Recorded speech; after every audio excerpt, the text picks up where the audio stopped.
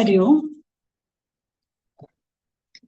SPYSS NYC Malayalam Bhagavad Gita അധ്യയനത്തിലെ 168-ാം ദിവസമാണിന്ന്.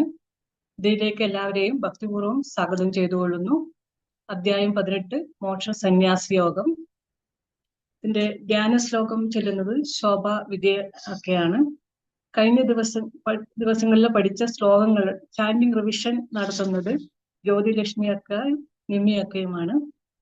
49 മുതൽ 54 വരെയുള്ള ശ്ലോകങ്ങൾ ആണ് പഠിക്കാൻ പോകുന്നത്. ഇതിന്റെ ചാൻഡിങ് ഗൈഡൻസ് നൽകുന്നത് ഗംഗ അക്കയാണ്. 49 മുതൽ 51 വരെയുള്ള ശ്ലോകങ്ങളുടെ ചാൻഡിങ് റിപ്പീറ്റേഷൻ നടത്തുന്നത് ഗൗരി ആർ അക്കയാണ്. എക്സ്പ്ലനേഷൻ പാർവതി അക്കയാണ്. 52 മുതൽ 54 വരെ റിപ്പീറ്റ് ചെയ്യുന്നത് ശോഭ കെ അക്കയാണ്. എക്സ്പ്ലനേഷൻ ജ്യോതി അക്കയായിരുന്നു. ജ്യോതി അക്കയ്ക്ക് ഇന്ന് വരാൻ സാധിച്ചില്ല. അതുകൊണ്ട് ഇതിന്റെ എക്സ്പ്ലനേഷന്റെ ബാക്കപ്പായ രാജമ്മ ആയിരിക്കും. ചാൻഡിങ്ങിന്റെ ബാക്കപ്പായി നിൽക്കുന്നത് ഗിരിജ അക്കയുമാണ്. അപ്പൊ ഇവരെല്ലാവരെയും സഹർഷം സ്വാഗതം ചെയ്തുകൊള്ളുന്നു. അതുപോലെ തന്നെ ഇന്നിവിടെ വന്ന എല്ലാ യോഗ ബന്ധുക്കളെയും ഈ ഭക്തിനിർഭരമായ സയൻസ് സന്ധ്യയിലേക്ക് സഹർഷം സ്വാഗതം ചെയ്തുകൊള്ളുന്നു. ആദ്യമായി ധ്യാന ശ്ലോകത്തിന് വേണ്ടിയിട്ട് ശോഭ വിജയൻ അക്കയെയും തുടർന്ന് ചാൻഡിങ് റിവിഷൻ ചെയ്യുന്നതിന് വേണ്ടിയിട്ട് ജ്യോതിലക്ഷ്മി അക്കയെയും നിമ്മി അക്കയെയും ക്ഷണിച്ചുകൊള്ളുന്നു. ഹരി ഓം. ഹരി ഓം ശോഭക്ക. ഹരി ഓം അക്ക. ഓം ശ്രീ പരമാത്മനേ നമഃ. ഓം ശ്രീ ഗുരുഭ്യോ നമഃ. ഓം ശ്രീ ഗണേശായ നമഃ. ഓം ശ്രീം സരസ്വതേ നമഃ. ധ്യാനം. ഓം വാർത്തായ പ്രതിബോധിതാം ഭഗവതാ നാരായണേന സ്വയം വ്യാസേന ഗ്രഥിതാം പുരാണമുനിനാം മധ്യേ മഹാഭാരതം അദ്വൈതാമൃതവർഷിണി ഭഗവതി അഷ്ടാദശാധ്യായിനി അംബ ത്വാമനുസന്ധതാമി ഭഗവദ്ഗീതേ ഭവദ്വേഷിണീം. നമോസ്തു വ്യാസ വിശാലബുദ്ധേ പുല്ലാരവിന്ദായത പത്രനേത്ര യേന ത്വയാ ഭാരത തൈലപൂർണഃ പ്രഞ്ജാലിതോ ജ്ഞാനമയ പ്രദീപഃ. പ്രപന്ന പാരിജാതായ സ്തോത്രവേത്രൈകപാണയേ ജ്ഞാനമുദ്രായ കൃഷ്ണായ ഗീതാമൃതദുഹേ നമഃ. സർവോപനിഷദോ ഗാവോ ദോഗ്ധാ ഗോപാലനന്ദനാഃ പാർത്ഥോ വത്സഃ സുധീർഭോക്താ ദുഗ്ധം ഗീതാമൃതം മഹത്. വസുദേവസുതം ദേവം കംസചാണൂരമർദ്ദനം ദേവകീ പരമാനന്ദം കൃഷ്ണം വന്ദേ ജഗദ്ഗുരും.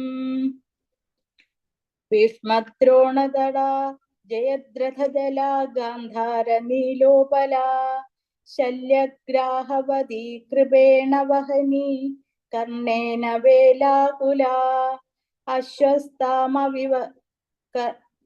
അശ്വസ്താമവികർണഘോരമകരാ ദുര്യോധനാവർത്തിനി സോത്തീർണാ ഖലു പാണ്ഡവൈരണനദീ കൈവർത്തക കേശവാ. പാരാശര്യവജഃ സരോജമമലം ഗീതാർത്ഥക ഗന്ധോൽക്കടം നാനാഖ്യാനകേസരം ഹരികഥാ സംബോധനാബോധിതം. ലോകേ സജ്ജന ഷഡ്പദൈരഹരഃ പേബീയമാനാമുദം ഭൂയാൽ ഭാരത പങ്കജം കലിമല പ്രത്വംസി ന ശ്രേയസേ. മൂകം കരോതി വാചാലം പങ്കും ലംഘയതേ ഗിരിം യൽകൃപാതമഹം വന്ദേ പരമാനന്ദമാധവം. യം ബ്രഹ്മാ വരുണേന്ദ്ര രുദ്രമരുധ സ്തുന്യന്തി ദിവ്യൈസ്തവൈഃ വേദൈഃ സാംഗപദക്രമോപനിഷദൈഃ ഗായന്തി യം സാമഗാ. ധ്യാനാവസ്ഥിത തദ്ഗതേന മനസാ പശ്യന്തി യം യോഗിനോ യസ്യാന്തം ന വിദുഃ സുരാസുരഗണാ ദേവായ തസ്മൈ നമഃ. ഹരി ഓം അക്ക. हरि ओम्। शौर्यं तेजोधिर्दाक्ष्यं युद्धे चापपलायनं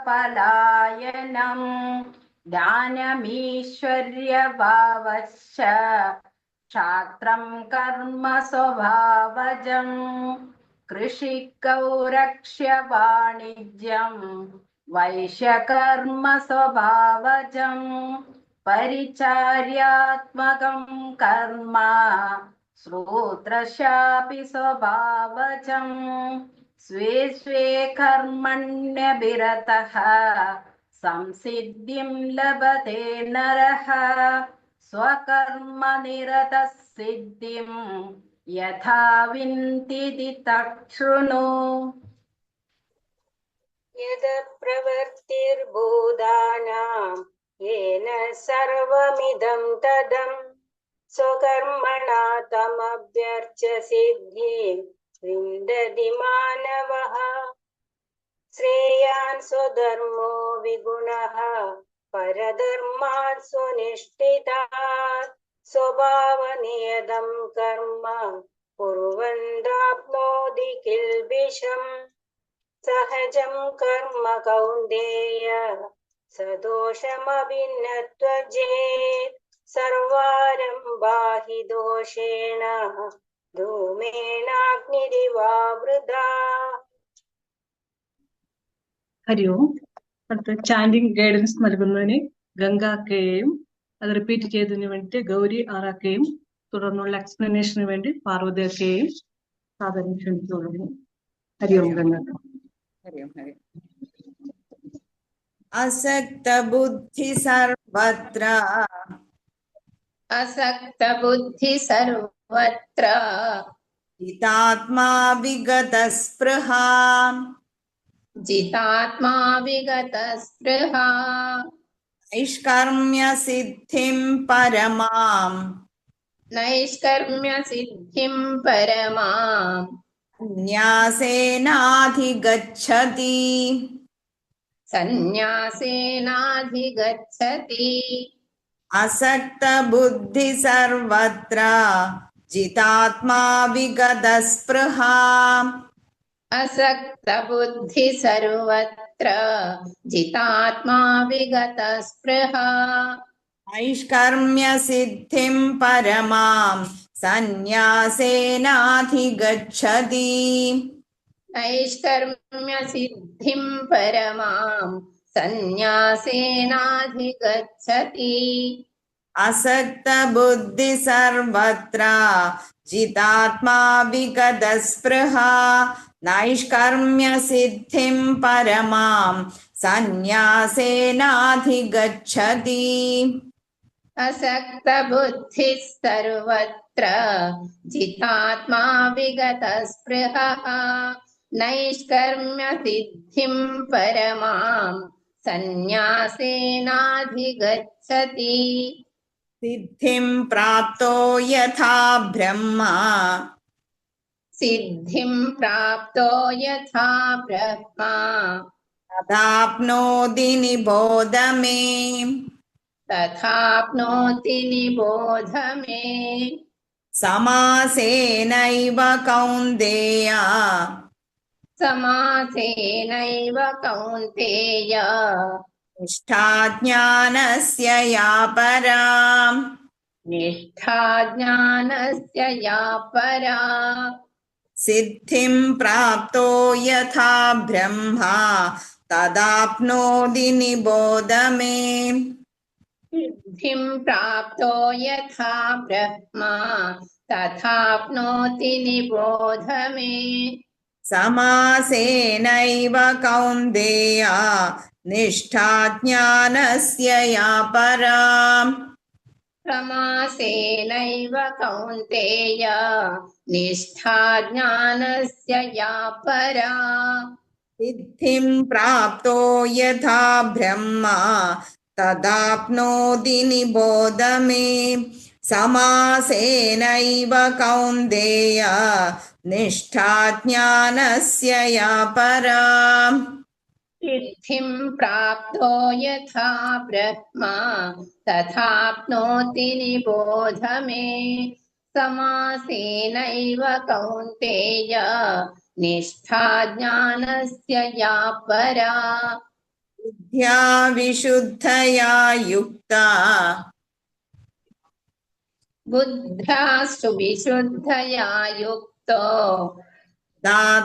धृत्यात्मानं नियम्य च धृत्यात्मानं नियम्य च शब्दादीन् विषयान् त्यक्त्वा शब्दादीन् विषयान् त्यक्त्वा रागद्वेषौ व्युदस्य च रागद्वेषौ व्युदस्य च बुद्ध्या विशुद्धया युक्ता धृत्यात्मानं नियम्य च बुद्धा विशुद्धया युक्ता धृत्यात्मानं नियम्य च शब्दादीन् विषयान् त्यक्त्वा रागद्वेषौ व्युदस्य च शब्दादीन् विषयान् त्यक्त्वा रागद्वेषौ व्युदस्य च बुद्ध्या विशुद्धया युक्ता धृत्यात्मानं नियम्य च शब्दादीन् विषयान् त्यक्त्वा रागद्वेषौ व्युदस्य च बुद्ध्या विशुद्धया युक्ता धृत्यात्मानं नियम्य च शब्दादीन् विषयान् त्यक्त्वा रागद्वेषौ व्युदस्य च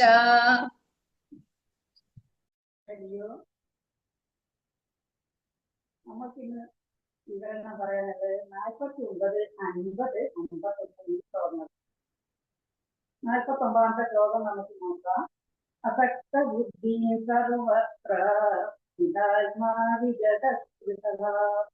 നൈകർമ്മ്യ സിദ്ധി പരമാം സന്യാസേന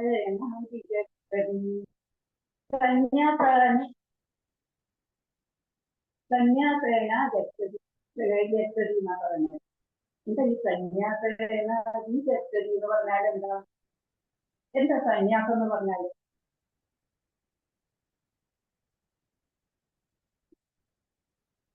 ഹിന്ദു ആശ്രമ കർമ്മങ്ങളിൽ 4ാമത്തേതാണ് സന്യാസം. താനെന്നും തന്റേതെന്നും ഉൾപ്പെടെ എല്ലാം ത്യജിച്ച ഒരവസ്ഥയാണ് സന്യാസം പറയുന്നത്. സന്യാസം ഒരു വ്യക്തിയെ കർമ്മോജ്വലനാക്കുന്നു. അതായത് കർമ്മം ചെയ്യാനുള്ള ഒരു പ്രേരണ. അത് എങ്ങനെയുള്ള കർമ്മമാണ് അറിയോ? തനിക്ക് വേണ്ടി മാത്രമല്ല, സമൂഹത്തിനും നാടിനും അതുപോലെ രാഷ്ട്രത്തിനു വേണ്ടിയുള്ള കർമ്മമാണ് ചെയ്യുക. ഒരു കാര്യത്തിലും ആസക്തിയില്ലാത്തവർ എന്ത് തന്നെ സംഭവിച്ചാൽ ഒരു നിസ്സംഗത മനോഭാവം, ഏത് പ്രതിസന്ധി വന്നാലും ഒരു നിസ്സംഗതയിൽ ഉള്ള മനസ്സിലുള്ള ഒരു വ്യക്തി. അതുപോലെ ഒന്നിലും തന്നെ ആസക്തിയില്ല, ഒന്നിലും ഒരു മോഹമില്ല, ഒന്നിലൊരു പ്രതീക്ഷ ഇല്ലാത്ത മനസ്സ് ഉള്ള വ്യക്തി. ഇങ്ങനെയുള്ള ഗുണങ്ങളാണ് നമ്മൾ സന്യാസം കൊണ്ട് നമ്മൾ പഠിക്കാൻ പോണത്. ഒന്നിലൊരു ആഗ്രഹം അല്ലെങ്കിൽ ഒരു മോഹം ഒന്നുമില്ലാത്തൊരു വ്യക്തി, യാതൊരു പ്രതീക്ഷയും ഇല്ല. ഈ പ്രതീക്ഷ എപ്പോഴും ദുഃഖത്തിലാണ് കലാശിക്കുക. ഇങ്ങനെ അറിയോ? ഒരു ഉദാഹരണമായിട്ട് ഇപ്പൊ 10ാം ക്ലാസ്സിലുള്ള ഒരു കുട്ടി പരീക്ഷ എഴുതി വിജയിച്ച് ഫുള്ള് A+ ആണ്. ആ കുട്ടി നല്ലപോലെ പഠിച്ച് അതുപോലെ തന്നെ +2 പരീക്ഷയിലും പരീക്ഷ നല്ലപോലെ എഴുതി. അപ്പൊ ആ കുട്ടിയൊരു പരീക്ഷ ഉണ്ടാവുമല്ലോ, ഇന്ന് ഞാൻ ഫുള്ളും A+ തന്നെ വാങ്ങുന്നൊരു പരീക്ഷ ഉണ്ട്. പക്ഷെ ഫലപ്രഖ്യാപനം വന്നപ്പോഴോ ഏതെങ്കിലും ഒരു വിഷയത്തിൽ ആണ് കിട്ടിയതെങ്കിൽ ആ കുട്ടിയുടെ മനസ്സ് എന്തായിരിക്കും വിഷമം? വളരെയധികം വിഷമിച്ചു. മാത്രമല്ല ചിലപ്പോ എവിടെയാണ് എത്തിച്ചേറിയോ ആത്മഹത്യയിൽ എത്തിച്ചേരാനുള്ള സാധ്യതയുണ്ട്. നമ്മള് പേപ്പറിലൊക്കെ കാണുന്നതാണ്. ചിത്രത്തിന് മുന്നേ തന്നെ ചില കുട്ടികൾ ആത്മഹത്യ ചെയ്യും. എന്താ അതിനെ ചികിത്സിച്ചിരിക്കുകയാണ്, ചോദിച്ചും ചെയ്ത് ഫുള്ളു A+ കിട്ടുന്നുള്ള ഒരു വിശ്വാസത്തില്. അപ്പൊ ഈ റിസൾട്ട് കഴിഞ്ഞതിന്റെ തലേ ദിവസം തന്നെ ചില കുട്ടികൾക്ക് പ്രതീക്ഷ തെറ്റുമോ എന്നുള്ള ഒരു വിചാരത്താൽ ആത്മഹത്യ ചെയ്യലുമുണ്ട്. അപ്പൊ ഈ പ്രതീക്ഷ എപ്പോഴും ദുഃഖത്തിലാണ് കലാശിക്കുക. ഒന്നിനും പ്രതീക്ഷിക്കാത്ത ഒരു മനസ്സ് ഉള്ള വ്യക്തി. അതുപോലെ തന്നെ മനസ്സിനെ നിയന്ത്രിക്കുക. ഇങ്ങനെ ആത്മനിയന്ത്രണം നടത്തുക. ഒരു കാര്യം ചെയ്യണ്ട, അല്ലെങ്കിൽ ഒരു സ്ഥലത്ത് പോകണ്ട, അല്ലെങ്കിൽ എന്തെങ്കിലും ശ്രദ്ധിക്കേണ്ടെന്ന് നമ്മൾ വിചാരിക്കുകയാണെങ്കിൽ ഒരിക്കലും നമ്മളെ മനസ്സ് ആ തെറ്റായിട്ട് പോവില്ല. നമ്മൾ വിചാരിച്ച പോലെ തന്നെ കാര്യങ്ങൾക്കൊന്നും പോകാതെ ഇങ്ങനെ മനസ്സിനെ നിയന്ത്രിക്കാനുള്ള ഒരു കഴിവ് നമ്മുടെ ലക്ഷ്യത്തിലേക്ക് എത്തിക്കാനുള്ള ഒരു വാഹനമാണ് ആത്മനിയന്ത്രണം എന്ന് പറഞ്ഞാൽ. ആത്മനിയന്ത്രണം ഉണ്ടെങ്കിലേ നമുക്ക് നമ്മൾ ഉദ്ദേശിച്ച ലക്ഷ്യത്തിൽ എത്തിച്ചേരാൻ സാധിക്കുകയുള്ളൂ. ഈ കർമ്മങ്ങൾ ചെയ്യുന്നത് എങ്ങനെയാണെന്നറിയോ? ത്യാഗപൂർണമായ കർമ്മങ്ങൾ ചെയ്യണം. അതിന് യാതൊരു ഫലപ്രതീക്ഷയും വേണ്ട. യാതൊന്നും പ്രതീക്ഷിക്കാതെ സാധികമായ കർമ്മങ്ങൾ ചെയ്യുക. അതുപോലെ സത്സംഗങ്ങളിൽ ഏർപ്പെടാനും അതിലേർപ്പെടുക. എന്താ സത്സംഗം എന്ന് പറഞ്ഞാല്? സത്ത് എന്ന് പറഞ്ഞാൽ സത്യമാണ്. സംഘം എന്ന് പറഞ്ഞാൽ സമൂഹം അല്ലെങ്കിൽ കൂട്ടം. അതായത് നല്ല ആളുകളുമായിട്ടുള്ള ഒരു ഇടപെടൽ. ആത്മീയ പ്രഭാഷണങ്ങളിലൊക്കെ പങ്കെടുക്കുക, ആത്മീയ കാര്യങ്ങളൊക്കെ പറഞ്ഞു കൊടുക്കുക മറ്റുള്ളവർക്ക് കൂടി. ഇത്തരം സ്വഭാവങ്ങളാണ് സന്യാസത്താൽ ഒരു മനുഷ്യന് പ്രാപിക്കുന്നത്. അതാണ് 49ാമത്തെ ശ്ലോകത്തിന്റെ അർത്ഥം. ഇനി 50ാമത്തെ ശ്ലോകം നമുക്ക് നോക്കാം. സിദ്ധിം പ്രാപ്തോ യഥാ ബ്രഹ്മ തഥാപ്നോതി നിബോധമേ സമാസേനൈവ കൗന്ദേയ നിഷ്ഠാജ്ഞാനസ്യ പര. എന്താ പറയുന്നറിയോ? ഭഗവാൻ അർജുനോട് പറയേണ്ടതാണ്. എന്താണ്? കൗന്ദേയ എന്ന് പറഞ്ഞാൽ ആരാണ്? കുന്തിന്റെ പുത്രനാണ്. അതായത് അർജുനൻ. എന്താ പറയുന്നത് നോക്കുക.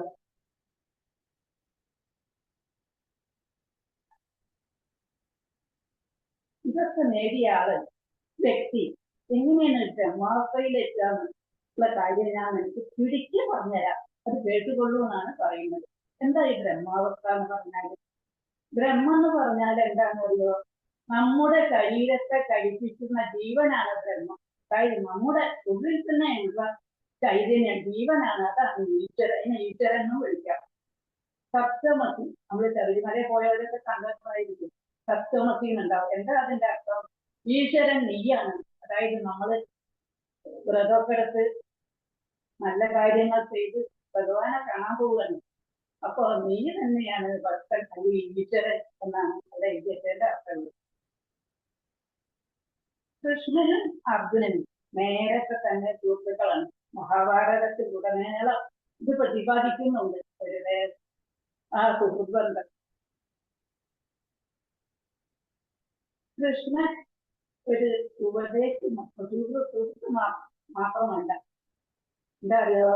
തത്വചിന്തകനും വഴികാട്ടിയുമാണ്. കുരുക്ഷേത്ര യുദ്ധം നടക്കുന്നതിന്റെ മുന്നേ തന്നെ ചോദിക്കുകയാണ്, കൃഷ്ണനെ വേണോ, സൈന്യം വേണോ, അതോ ഉപദേശിയായ കൃഷ്ണനെ വേണോ? അപ്പൊ അർജുനൻ എന്താ തെരഞ്ഞെടുക്കുന്നറിയോ? സുഹൃത്തായ അർജുനനെയാണ് തെരഞ്ഞെടുത്തത്. അതുകൊണ്ട് തന്നെയാണ് കൃഷ്ണൻ അർജുനന്റെ തേരാളിയായത്.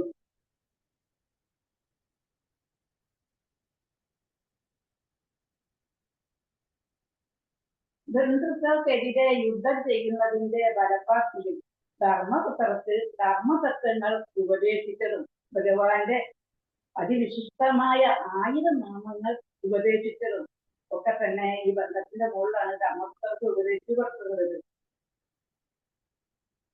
കൃഷ്ണൻ പൊതുവെ പാണ്ഡവരോട് ഒരു കൂടുതലൊരു അടുപ്പം. എന്താണെന്നറിയോ? കൃഷ്ണന്റെ അതായത് വസുദേവരുടെ സഹോദരിയാണ് കുന്തിദേവി. കുന്തിദേവിയുടെ മക്കളാണല്ലോ പാണ്ഡവർ. അപ്പൊ അതുകൊണ്ട് കൂടുതലൊരു അടുപ്പുണ്ട്. മാത്രമല്ല അർജുനനും ഭഗവാനും കൃഷ്ണനും ഒരേ പ്രായക്കാരാ, രണ്ടാളും ഒന്നിച്ച് കളിച്ചു വളർന്നു. അപ്പൊ അർജുനനോട് ഒരു പ്രത്യേക താല്പര്യം. അത് മാത്രമല്ല വേറെയും കാര്യങ്ങൾ നമ്മൾ നേരത്തെ പഠിച്ച കാര്യങ്ങളാണ്. എന്താ അറിയോ?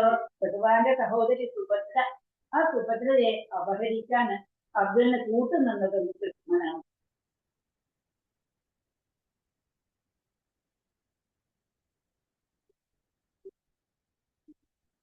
അത്രയും കാര്യങ്ങളാണ് ഈ 50ാമത്തെ ശ്ലോകത്തിൽ പറയുന്നത്. അതുകൊണ്ട് ഉപദേശിച്ചാണ് ഞാൻ പറഞ്ഞു തരാം, ചുറ്റി പറഞ്ഞുതരാം. ഇങ്ങനെ ബ്രഹ്മത്തിൽ അത് ഈശ്വരയിൽ എത്താനുള്ള മാർഗം എന്താണെന്ന് ഞാൻ ചുരുക്കി പറഞ്ഞു തരാം എന്നാണ് ഭഗവാൻ പറയുന്നത് അർജുനനോട്.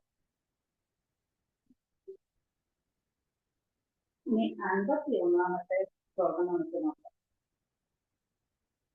ബുദ്ധ്യാദിശുദ്ധയായുക്ത ദൃശ്യാത്മാനം നിയമ്യത ശബ്ദാദീൻ വിഷയാം പ്രത്യക്ത ജാഗ്രദ്ദേശൗ യൂതസ്യ.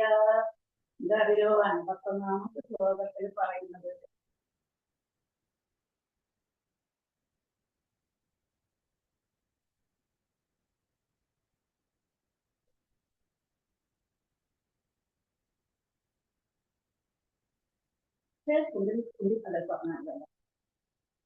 ശുദ്ധമായ മനസ്സോട് കൂടി. എന്താ ഈ ശുദ്ധമായ മനസ്സ് എന്ന് പറഞ്ഞാൽ?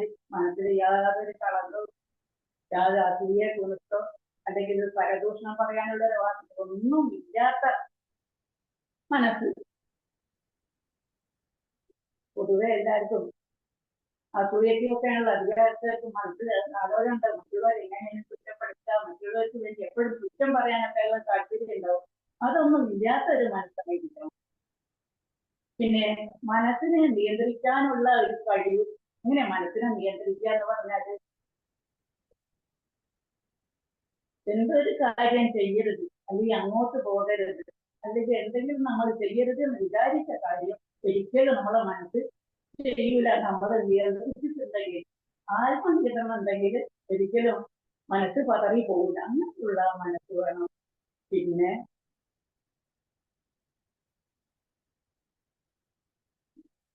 ശബ്ദാദി മുഖരിതമായ സ്ഥലത്തേക്ക് പോകരുത്. ശബ്ദാദി മുഖരിതമായ സ്ഥലം എന്ന് പറഞ്ഞാൽ അറിയോ, കൂടുതൽ ആള് കൂടുമ്പോ അവിടെ ശബ്ദം മുഖരിതമായിരിക്കല്ലോ. ഈ കല്യാണം അല്ലെങ്കിൽ ഉത്സവം, അതും അല്ലെങ്കിൽ വേറെ എന്തെങ്കിലും പരിപാടിയോ സമ്മേളനം എന്താണെങ്കിലും അവിടെ ഒരുപാട് ആളുകൾ കൂടും, ശബ്ദമുഖരിതമായിരിക്കും. അങ്ങനത്തെ സ്ഥലങ്ങളൊക്കെ ക്ഷണിക്കുക. അങ്ങനത്തെ സ്ഥലത്തിനകത്തേക്കൊന്നും പോകരുത്. ജീവൻ നിലനിർത്താൻ വേണ്ടിയിട്ട് അല്പം മാത്രം ഭക്ഷണം കഴിക്കും. നമ്മളൊക്കെ അങ്ങനെയാണ്. എപ്പോ കിട്ടിയാലും തരുന്ന സ്വഭാവം ഉണ്ടാവില്ലേ? നമ്മൾ വീട്ടിൽ നിന്ന് ഭക്ഷണം കഴിച്ച് എവിടെയെങ്കിലും അല്ലെങ്കിൽ ഫ്രണ്ടിന്റെ വീട്ടിലോ അല്ലെങ്കിൽ കുടുംബത്തിലേക്കോ പോവുകയാണെങ്കിൽ നമ്മൾ ചെന്നതിനൊക്കെ നമുക്ക് ചായ കഴിക്കും, വെള്ളം എന്തെങ്കിലും തരും, നമ്മളത് കഴിക്കും. അങ്ങനെ കഴിക്കരുത്. എന്താ പറയുക, ജീവൻ നിലനിർത്താൻ വേണ്ടിയിട്ട് അല്പം മാത്രം ഭക്ഷണം കഴിക്കുക. എല്ലാ മോഹങ്ങളും ദേശങ്ങളും ഒക്കെ മനസ്സിലൊന്നും ഉണ്ടാവരുത്. അതൊരു ഉദ്ദേശിച്ചോ അത് എന്തെങ്കിലും മോഹിക്കേ, അന്യന്റെ ധനം മോഹിക്കേ, അല്ലെങ്കിൽ എന്തെങ്കിലും ചെയ്യാനുള്ള ഒരു ഇത് ഉണ്ടാവുകയെ, അതൊന്നും തന്നെ മനസ്സിലുണ്ടാവാൻ പാടില്ല. അത് യോജിക്കാനുള്ള കഴിവൊന്നും ഉണ്ടാവരുത്. പരിശുദ്ധ മനസ്സിലാണ് നേരത്തെ തന്നെ പറഞ്ഞു. ഈശ്വരനെ ധ്യാനിച്ച് ഏകാന്തമായ ഒരു സ്ഥലത്ത് ഭഗവാനെ മനസ്സിൽ കണ്ടുകൊണ്ട് ധ്യാനം ചെയ്യാതെ തപസ് ചെയ്യാനാണ് ഭഗവാൻ ഉപദേശിക്കുന്നത്. മനസ്സിലെത്താനുള്ള മാർഗം ഇതൊക്കെയാണ്. എന്തൊക്കെ അറിയാം? ശുദ്ധമായ മനസ്സായിരിക്കണം, ആത്മനിയന്ത്രണം വേണം, ആരോടും ദേഷ്യമോ കോപോ ദേഷ്യമോ അധികം ഉണ്ടാവരുത്, അസൂയൊന്നും ഉണ്ടാവരുത്, മിതമായ ഭക്ഷണം കഴിക്കണം. ജീവൻ നിലനിർത്താൻ വേണ്ടിയിട്ട് കുറച്ച് മാത്രമേ ഭക്ഷണം കഴിക്കാൻ പാടുള്ളൂ. അങ്ങനെയുള്ള കാര്യങ്ങളൊക്കെ വേണമെന്നാണ് പറയുന്നത്. ധ്യാനം ചെയ്യാനാണ് പറയുന്നത്. ധ്യാനം മോക്ഷത്തിലേക്കുള്ള ഒരു മാർഗമാണെന്ന് പറഞ്ഞല്ലോ. നമുക്ക് ലക്ഷ്യം നേടണമെങ്കിൽ നമ്മുടെ ലക്ഷ്യം എന്താ? ഈശ്വരനിൽ എത്തുക എന്നാണ്. പരമാവസ്ഥയിൽ എത്തുക വേണമെങ്കിൽ ഇതുപോലെയുള്ള മനസ്സിലുള്ള ആൾക്കാർ ഇതുപോലെ ചെയ്താൽ മാത്രമേ നമുക്ക് ഈശ്വരനിൽ എത്താൻ സാധിക്കുകയുള്ളൂ. ഭൗതിക ജീവിതത്തിൽ സുഖവും വിജയവും ജീവിതത്തിൽ സന്തോഷവും തരുന്ന ഒരു ദിവ്യ മന്ത്രമാണ് ഗീത. അതായത് നമുക്ക് ശാന്തിയും സമാധാനം ജീവിത വിജയവും ഒക്കെ തരുന്നതാണ് ഭഗവത്ഗീത. ഏതൊരാൾക്കും നിശ്ചല മനസ്സോടെ 18 അധ്യായങ്ങളും നിത്യവും പാരായണം ചെയ്യുന്നവോ അയാൾ ജ്ഞാനസിദ്ധി നേടി പരമപദത്തെ പ്രാപിക്കുന്നു. ഇനി അത് കഴിഞ്ഞിട്ടെങ്കിലോ ഒരധ്യായമെങ്കിലും ഭക്തിയോടെ നിത്യവും പാരായണം ചെയ്യുന്നവോ അയാൾ ഉഗ്രലോകം പ്രാപിച്ച് ശിവജനങ്ങളിൽ ഒന്നായി ദീർഘകാലം അവിടെ വസിച്ചു. നമ്മളിപ്പോൾ 3 തവണത്തിന് കിട്ടണം പറഞ്ഞു കഴിഞ്ഞു. ഇത്ര എനിക്ക് പറയാനുള്ളൂ. പല തെറ്റുകുറ്റങ്ങളും ഉണ്ടാവും. എല്ലതും ക്ഷമിക്കുക. ഇതിനെനിക്ക് വിവരണം പറയാൻ എനിക്ക് അവസരം തന്ന സമിതിക്ക് എന്നെ ശ്രമിച്ച ലോക ബന്ധുക്കൾക്കും എല്ലാവർക്കും നന്ദി പറഞ്ഞുകൊണ്ട് ഞാൻ ഈ വിവരണം അവസാനിപ്പിക്കുകയാണ്. ഹരിയോം. ഹരിയോം. 52 മുതൽ 54 വരെയുള്ള ശ്ലോകങ്ങളുടെ ചാൻഡിങ് ഗൈഡൻസ് നൽകുന്നത് ഗംഗ അക്കയാണ്. അതിൽ റിപ്പീറ്റ് ചെയ്യുന്നത് ശോഭ അക്കയാണ്. എക്സ്പ്ലനേഷൻ ചെയ്യുന്നത് രാജമ്മ അക്കയാണ്. ഇവരെ 3 പേരെയും സാദരം ക്ഷണിച്ചുകൊള്ളുന്നു. ഹരിയോം. വിവിക്ത സേവി ലക്വാശി വിവിക്ത സേവി ലഗ്വാസി യദവാകായ മാനസഃ യദവാകായ മാനസഃ ധ്യാനയോഗപരോ നിത്യം ധ്യാനയോഗപരോ നിത്യം വൈരാഗ്യം സമുപാശ്രിതഃ വൈരാഗ്യം സമുപാശ്രിതഃ വിവിക്ത സേവി ലക്വാശി യദവാകായ മാനസഃ വിവിക്ത സേവി ലഗ്വാഷി യദവാകായ മാനസഃ യോഗപരോ നിത്യം വൈരാഗ്യം സമുപാശ്രിതഃ ധ്യാനയോഗപരോ നിത്യം വൈരാഗ്യം സമുപാശ്രിതഃ വിവിക്ത സേവി ലക്വാശി യദവാകായ മാനസഃ ധ്യാനയോഗപരോ നിത്യം വൈരാഗ്യം സമുപാശ്രിതഃ വിവിക്ത സേവി ലഗ്വാഷി യദവാകായ മാനസഃ ധ്യാനയോഗപരോ നിത്യം വൈരാഗ്യം സമുപാശ്രിതഃ. അടുത്തതായി 53-ാമത്തെ ശ്ലോകം നോക്കാം. അഹങ്കാരം ബലം ദർപ്പം അഹങ്കാരം ഫലം ദർപ്പം കാമം ക്രോധം പരിഗ്രഹം കാമം ക്രോധം പരിഗ്രഹം വിമുച്യ നിർമ്മമ ശാന്തഃ വിമുച്യ നിർമ്മമഃ ശാന്തോ ബ്രഹ്മഭൂയായ കൽപ്പതേ ബ്രഹ്മഭൂയായ കൽപ്പതേ. അഹങ്കാരം ബലം ദർപ്പം കാമം ക്രോധം പരിഗ്രഹം അഹങ്കാരം ദർപ്പം കാമം ക്രോധം പരിഗ്രഹം വിമുച്യ നിർമ്മമ ശാന്തഃ ബ്രഹ്മഭൂയായ കൽപ്പതേ വിമുച്യ നിർമ്മമഃ ശാന്തോ ബ്രഹ്മഭൂയായ കൽപ്പതേ. അഹങ്കാരം ബലം ദർപ്പം കാമം ക്രോധം പരിഗ്രഹം വിമുച്യ നിർമ്മമ ശാന്തഃ ബ്രഹ്മഭൂയായ കൽപ്പതേ. അഹങ്കാരം ഫലം ദർപ്പം കാമം ക്രോധം പരിഗ്രഹം വിമുച്യ നിർമ്മമഃ ശാന്തോ ബ്രഹ്മഭൂയായ കൽപ്പതേ. അടുത്തത് 54-ാമത്തെ ശ്ലോകം പഠിക്കാം. ബ്രഹ്മഭൂത പ്രസന്നാത്മാ ബ്രഹ്മഭൂത പ്രസന്നാത്മാ ന ശോചതി ന കാംക്ഷതി ന ശോചതി ന കാംക്ഷതി സമ സർവേഷു ഭൂതേഷു സമഃ സർവേഷു ഭൂതേഷു മദ്ഭക്തിം ലഭത്തെ പരാം മദ്ഭക്തിം ലഭത്തെ പരാം. ബ്രഹ്മഭൂത പ്രസന്നാത്മാ ന ശോചതി ന കാംക്ഷതി ബ്രഹ്മഭൂതഃ പ്രസന്നാത്മാ ന ശോചതി ന കാംക്ഷതി സമ സർവേഷു ഭൂതേഷു മദ്ഭക്തിം ലഭത്തെ പരാം. സമഃ സർവേഷു ഭൂതേഷു മദ്ഭക്തിം ലഭത്തെ പരാ. ബ്രഹ്മഭൂതനാത്മാ ന ശോചതി ന കാംക്ഷതി സമ സർവേഷു ഭൂതേഷു മദ്ഭക്തിം ലഭത്തെ പരാം. ബ്രഹ്മഭൂതഃ പ്രസന്നാത്മാ ന ശോചതി ന കാംക്ഷതി സമഃ സർവേഷു ഭൂതേഷു മദ്ഭക്തി ലഭത്തെ പരാ. നമുക്കിതിന്റെ എക്സ്പ്ലനേഷൻ കേൾക്കാം. ഹരി ഹരി ഓം. ഹരി ഓം തത്സസ് പരമാത്മനെ നമഃ. പിന്നെ ഞാൻ പതിവ് പോലെ ആദ്യമേ അങ്ങ് നന്ദി പറയുന്നു സിന്ധു അക്കയ്ക്കും അതുപോലെ SPYSSനും. കാരണം അങ്ങനെയാണ് സംഭവിക്കാൻ പോകുന്നത്, അല്ലെങ്കിൽ എനിക്ക് പറയാൻ പറ്റില്ല ഒരു.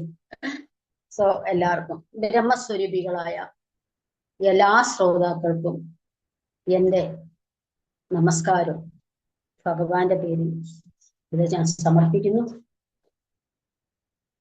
നമ്മളിവിടെ ഇപ്പം 18-ാം അധ്യായത്തില് വിവാഹം കഴിച്ച് കൊണ്ടുപോകുന്ന ഒരു പെൺകുട്ടിയോടെ ഒരമ്മയും അച്ഛനും കുറെ ഉപദേശങ്ങൾ അവസാന നിമിഷത്തിൽ ഇങ്ങനെ കൊടുക്കും. ആദ്യമേയൊക്കെ നമ്മൾ നല്ലപോലെ വളർത്തിക്കൊണ്ട് വന്നു. ബട്ട് നമ്മൾ അവസാന നിമിഷവും നമ്മൾ വലിയ ആങ്സൈറ്റിയിലാണ് ഒരു കുട്ടിയെ വിടുന്നത്.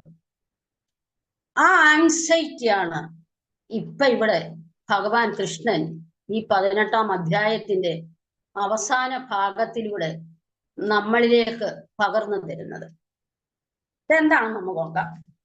എങ്ങനെ ഒരു പുരുഷന് ബ്രഹ്മമായി തീരാൻ കഴിയും, അല്ലെങ്കിൽ മോക്ഷത്തെ പ്രാപിച്ച്, ഞാൻ നിങ്ങളെ ഇപ്പം ഇൻട്രൊഡ്യൂസ് ചെയ്തു, ബ്രഹ്മസ്വരൂപികളായ എന്റെ ശ്രോതാക്കളെ എന്നാണ് ഞാൻ പറഞ്ഞത്.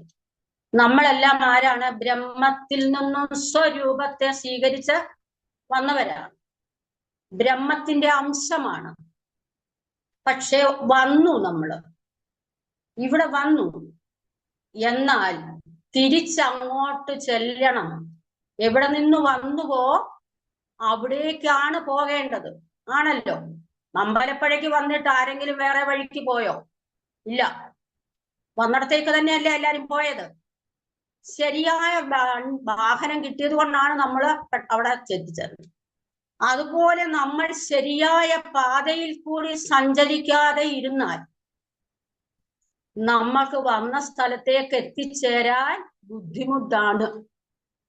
വേറെ വഴിയിലേക്ക് ഇന്നാളെ ഞാൻ പറഞ്ഞ പോലെ പോകുന്ന വണ്ടിയുടെ ചാടൊക്കെ തിരിഞ്ഞ് നമ്മുടെ ഡ്രൈവർ കൊണ്ട് എവിടെയെങ്കിലും കളയും നമ്മളെ. അതുകൊണ്ട് നമ്മൾ എന്തെല്ലാം ശ്രദ്ധിക്കണം. അങ്ങനെയാണ് ഒരു വ്യക്തി, പുരുഷൻ ബ്രഹ്മസ്വരൂപത്തിലേക്ക് എത്തിച്ചേരാൻ സാധിക്കുന്നതിന് അതിനു വേണ്ട ശ്രദ്ധകൾ എന്തൊക്കെയാണ് എന്നാണ് ഇവിടെ ഭഗവാൻ ഇപ്പോൾ നമ്മൾക്ക് ഉപദേശിച്ചു തരുന്നത്. അപ്പൊ ഞാനിവിടെ ഗിരിജാക്ക നല്ല ഭംഗിയായിട്ട് ചൊല്ലി, വീണ്ടും ഞാൻ അത് ചൊല്ലി കുളമാക്കുന്നില്ല. അതുകൊണ്ട് ഞാൻ ലിറിക്സ് പറയുന്നതേ ഉള്ളൂ. വിവക്ത സേവി ലഘ്വാശി. വിവക്ത സേവി, അപ്പം നമ്മൾ ഭക്തരാണ്. ഭഗവാൻ എപ്പോഴും ഇഷ്ടപ്പെടുന്നത് ജ്ഞാനഭക്തിയെയാണ്. ഭഗവാൻ തന്നെ ആണ് ഒരു ഉദാഹരണം. ഞാൻ തന്നെ ജ്ഞാനഭക്തി ഉദാഹരണമാണെന്നാണ് ഭഗവാൻ പറയുന്നത്. അപ്പൊ ജ്ഞാനം ഇല്ലാത്തവരുടെ ഭക്തിയും ഭഗവാൻ സ്വീകരിക്കും. പക്ഷേ ഏറ്റവും ശ്രേഷ്ഠമായത് ജ്ഞാനഭക്തിയാണ്. അപ്പൊ അങ്ങനെയൊക്കെ ആയി വന്ന ഒരാൾ വിവക്ത സേവി. നമ്മളിപ്പോ സന്യാസത്തിലേക്കാണ് പോകുന്നത്. 4 ആശ്രമങ്ങളിൽ പാർവതി ടീച്ചർ പറഞ്ഞു. 4 ആശ്രമങ്ങളിൽ അവസാനത്തേതാണ് സന്യാസം. സന്യാസം എല്ലാം ഉപേക്ഷിക്കുക. ഇപ്പൊ നമ്മുടെ ആശ്രമങ്ങളിലൊക്കെ സന്യാസിമാരായിട്ട് ദീക്ഷ കൊടുക്കുമ്പോൾ ഒരു ചടങ്ങുണ്ട്. അവരെ സർവ്വതും ഉടുത്തിരിക്കുന്ന ഒന്നുമില്ലാതെ വെള്ളത്തിൽ മുക്കി അവരെ ന്യസിപ്പിച്ചിട്ടാണ് അവർക്ക് പുതിയൊരു ദീക്ഷ കൊടുക്കുന്നത്. കുടുംബത്തിൽ നിന്നും കിട്ടിയതും അവരോട് ഒന്നുമേ പാടില്ല. സംന്യാസം, എല്ലാം ന്യസിച്ചു കഴിഞ്ഞു. ആ അവസ്ഥയിലേക്കാണ് നമ്മൾ പോവുകയാണ് ഇപ്പോഴ്. പോകുന്നതെന്ന് വെച്ചാൽ പോകാനുള്ള ശ്രമം. എങ്ങനെ എത്താം? ഏതാണ് വിവക്ത സേവി ലഘ്വാശി. വിവക്ത സേവി എന്ന് പറഞ്ഞാല് നമ്മുടെ വനങ്ങള് കാടുകളൊക്കെ പണ്ട് ശ്രീരാമചന്ദ്രനൊക്കെ ഇങ്ങനെ പോയപ്പോ, വാൽമീകി ആശ്രമം അവിടെ ഇവിടെയൊക്കെ പോയപ്പോ എല്ലാ മൃഗങ്ങളും നല്ല സ്നേഹത്തോടും, അല്ലാതെ ഈ എന്താണ് വന്യമൃഗങ്ങളില്ലാത്ത വനങ്ങൾ, അതുപോലെയുള്ള വനങ്ങൾ, ഏകാന്തമായ സ്ഥലം, ശുദ്ധമായത്, അങ്ങനെ പ്രകൃതിജന്യമായ സ്വഭാവത്തോടു കൂടിയ സ്ഥലത്തെ തെരഞ്ഞെടുക്കുക നമ്മൾ സന്യാസത്തിന് അല്ലെങ്കിൽ ധ്യാനത്തിന്. പിന്നെന്ത് ചെയ്യണം? നമ്മള് നല്ലൊരു റെസ്റ്റോറന്റിൽ കയറി എല്ലാം അടിച്ചു പെരുക്കിയിട്ട് സന്യാസത്തിന് അങ്ങ് പോകാം, അല്ലെങ്കിൽ ധ്യാനത്തിന് പോകാം. രാവിലെ വെളുപ്പാങ്കാലത്ത് എന്തിനാണ് നമ്മളെ യോഗ വെച്ചിരിക്കുന്നത്? നമ്മുടെ ശരീരവും മനസ്സും ഒക്കെ എന്താണ് ലൂസായിട്ടിരിക്കുകയാണ്. നമുക്ക് നാമം ചോദിക്കാൻ പോലും പറ്റില്ല, വയറ്. അതുകൊണ്ട് ലഘുവായി അശിക്കുക, കുറച്ച് ഭക്ഷണം കഴിക്കുക, മിതമായി ഭക്ഷണം കഴിക്കുക, പട്ടിണി ഇരിക്കണമെന്നല്ല. കായ മാനസ, അത് ഭയങ്കര ഇമ്പോർട്ടന്റ് ആണ്. നേരത്തെ ഞാൻ ഇതേ ക്ലാസ് എടുത്തു. യഥാ വാക്കിന്റെയും കായം, ശരീരത്തിന്റെയും മനസ്സിന്റെയും വിഷയങ്ങളുള്ള വ്യാപാരത്തെ ഒതുക്കി നിർത്തുക. നമ്മുടെ ഭാഗവതം വായിക്കുന്നവർക്കറിയാം ആരാണ് ഭാഗവതോത്തമൻ എന്ന് നിമി ചക്രവർത്തി നവയോഗികളോട് ചോദിച്ചു. 9 ചോദ്യങ്ങൾ ചോദിച്ചാൽ ഒരു ചോദ്യം എന്തായിരുന്നു? ആരാണ് ശരിയായ ഭാഗവതോത്തമൻ? അപ്പൊ നിമി ചക്രവർത്തിയോട് നവയോഗികളിൽ ഒരാൾ പറഞ്ഞു എന്നാണ്, കായ മനസ, ശുദ്ധനായിട്ടുള്ളവൻ ആരോ അവൻ ഭാഗവതോത്തമനാണ്. ഭാഗവതോത്തമൻ എന്ന് പറഞ്ഞാൽ ഭഗവാന്റെ ഭക്തനാണ്, ഭാഗവതത്തെ അനുസരിക്കുന്നയാളാണ്. അങ്ങനെയുള്ള നമ്മൾ ഈ കേട്ടിരിക്കുന്ന നമ്മൾ വളരെ ശ്രദ്ധിക്കണം. ഇപ്പൊ ഗീത കേട്ടത് കൊണ്ടൊന്നും നമ്മൾ നന്നാവില്ല. നമ്മൾ അത് ജീവിതത്തിലേക്ക് പ്രാവർത്തികമാക്കാൻ ശ്രമിക്കണം. നമ്മുടെ വാക്ക് വളരെ സൂക്ഷിക്കണം. ശരീരം ശുദ്ധമായിരിക്കണം, മനസ്സ് ശുദ്ധമായിരിക്കണം. മനസ്സ് ശുദ്ധം എന്ന് പറഞ്ഞാൽ വാക്ക് ശുദ്ധമാവുമ്പോൾ ഓട്ടോമാറ്റിക്കലി നമ്മുടെ മനസ്സും ശുദ്ധം ആയിക്കൊണ്ടേയിരിക്കും. കുശുമ്പം സ്പർദ്ധയൊന്നുമില്ല, അത് വരുന്നുണ്ട് ഇനി. നിത്യം എന്നും ധ്യാനയോഗത്തിൽ താല്പര്യമുള്ളവനായിരിക്കണം. അപ്പൊ നമ്മുടെ ഇവിടെ കൃത്യനിഷ്ഠരായിട്ട് രാവിലെ ധ്യാനത്തിനിരുത്തും, പക്ഷെ അത് ഇൻസഫിഷ്യന്റ് ആണ്. ഇവിടെ ജ്യോതിലക്ഷ്മി ഒക്കെ ഇരിക്കുന്നു, എനിക്ക് പേടിയാണ് പറയാന്. നമുക്ക് 2 മിനിറ്റ് ധ്യാനം ചെയ്യാം, 1 മിനിറ്റ് ധ്യാനം ചെയ്യാം. ഒരു പൂരക പിന്നെ രേചക എടുക്കുമ്പോഴത്തേക്ക് 1 മിനിറ്റ് പോയി. പിന്നെ എന്താണ് ധ്യാനം? ധ്യാനം വൈകിട്ടുണ്ട് ഇവിടെ. എന്നാണ് തിങ്കൾ, ചൊവ്വ, ബുധൻ ദിവസങ്ങളിൽ നമ്മൾ അരമണിക്കൂർ ആയാലും അറ്റ്ലീസ്റ്റ് എടുത്തിട്ട് ധ്യാനം ചെയ്തെങ്കിലേ ആ ധ്യാനാവസ്ഥയിൽ എത്തിയുള്ളൂ. അപ്പം ധ്യാനം ദിവസവും ഇവിടെ ചെയ്യുന്നത് ധ്യാനമല്ല, അത് നമ്മുടെ ഷെഡ്യൂളിലെ ഒരു ഭാഗമാണ്. എന്നെ ഇവിടുന്ന് ഒന്നും പറയല്ലേ, ഞാൻ എന്റെ അറിവ് പറഞ്ഞതേ ഉള്ളൂ. ധ്യാനയോഗത്തിൽ താല്പര്യമുള്ളതും വൈരാഗ്യം. ഈ വൈരാഗ്യം നമ്മുടെ കേരളത്തിലെ വൈരാഗ്യമല്ലെന്ന് ഞാൻ പല പ്രാവശ്യം പറഞ്ഞിട്ടുണ്ട്. സംസ്കൃതത്തിലെ വൈരാഗ്യം, ഒന്നിനോടും രാഗമില്ലാത്ത അവസ്ഥയാണ് എന്ത്? വൈരാഗ്യം. എനിക്ക് അത് വേണം, ഇത് വേണം, ഒന്നും വേണ്ട, എന്ത് കണ്ടാലും നേരത്തെ ഈ പറഞ്ഞ സ്ഥിതപ്രജ്ഞ എന്നൊരു ഇതുണ്ട് ഭഗവത്ഗീതയുടെ ആദ്യ ഭാഗത്ത്. സ്ഥിതപ്രജ്ഞൻ, എന്ത് കണ്ടാലും പ്രജ്ഞയ്ക്ക് യാതൊരു മാറ്റവും ഇല്ലാതെ സ്ഥിതമായി നിൽക്കുന്ന. വിശ്വാമിത്രനൊക്കെ മേനകയെ കണ്ടപ്പോൾ ഇളകി, പക്ഷെ നരനാരായണന്മാർ ഉർവശിയെ കണ്ടപ്പോൾ ഇളകിയില്ല. ഇളകിയോ? മനസ്സിളകിയില്ല. അവരെ അതുപോലെ സ്ഥിതപ്രജ്ഞനായി നിൽക്കാനുള്ള കഴിവ് വേണം. ഇന്ന് ഞാൻ പറയും 10 ദിവസത്തെ ശബരിമലയ്ക്കോ, 10 ദിവസം കഴിയുമ്പോ എനിക്ക് പറ്റില്ല. 10 ദിവസം കഴിയുമ്പോഴത്തെ മാലയും ഇട്ട് ശബരിമല പോയി വരും. എന്താണ്? സ്ഥിതപ്രജ്ഞനായിരുന്നു, പെട്ടെന്ന് പ്രജ്ഞ പോയി. മനസ്സിലാവുന്ന പറയുന്നേ? സ്ഥിതപ്രജ്ഞ. സമുപാശ്രിത, വേണ്ട വിധം സ്ഥിത വൈരാഗ്യത്തെ ആശ്രയം, ഒന്നിനോടും രാഗമില്ലാത്തവൻ. പിന്നെ അടുത്ത ശ്ലോകമാണ് അഹങ്കാരം. അത് നമുക്കില്ലാത്ത സാധനമാണ്. അഹങ്കാരം, ബലം, ദർപ്പം, കാമം, ക്രോധം, പരിഗ്രഹം. നമുക്ക് ഇത്രയും നാളും 18 അധ്യായം പഠിച്ചതുകൊണ്ട് നമുക്കത് കാണത്തില്ലായിരിക്കും. അഹങ്കാരം എന്താണെന്നറിയാം. അഹം കാരം, അഹത്തിൽ കാരം വെച്ചു എന്നാണോ? അല്ല, അഹം ഞാനെന്ന കാരം, ഞാനെന്ന വികാരം, ഞാൻ എന്റേത് എന്ന അഹങ്കാരം. ഹേ അഹങ്കാരം. പിന്നെന്താണ്? ഇന്ദ്രിയം മുതലായ അഭിമാനം, ഞാൻ സംതിങ് ആണ്, എനിക്കിതൊക്കെ അറിയാം, എനിക്ക് ഗീത അറിയാം, അതറിയാം, ഇതറിയാം, ഞാൻ വലിയ കുടുംബത്തിലെയാണ് എന്ന്, എനിക്ക് ഇത്ര എഡ്യൂക്കേഷൻ ഉണ്ട് എന്നൊക്കെയുള്ള അഹങ്കാരം. ബലം, ഞാൻ എല്ലാത്തിനും സാമർഥ്യമുള്ളവനാണ് എന്നത്. ക്രോധം, പരിഗ്രഹം, നമുക്ക് ആരെന്ത് നോക്കുന്നതിന് മുമ്പേ ദേഷ്യം വന്നിട്ട് അവർക്ക് കൈകൊണ്ടടിക്കാൻ പറ്റാത്തതിന് നമ്മൾ നാക്കുകൊണ്ടടിക്കും. അത്ര അത് നമുക്ക് നമ്മുടെ ഏറ്റവും വലിയ ശത്രു ആരാണെന്ന് ചോദിച്ചാൽ എന്താണ്? ക്രോധമാണ്. ഏറ്റവും വലിയ ശത്രു ക്രോധമാണ്. ആ ക്രോധത്തെ കൺട്രോൾ ചെയ്യാൻ കഴിവില്ലാത്തവരുടെ ജീവിതം അട്ടർ ഫെയിലിയർ ആണ്.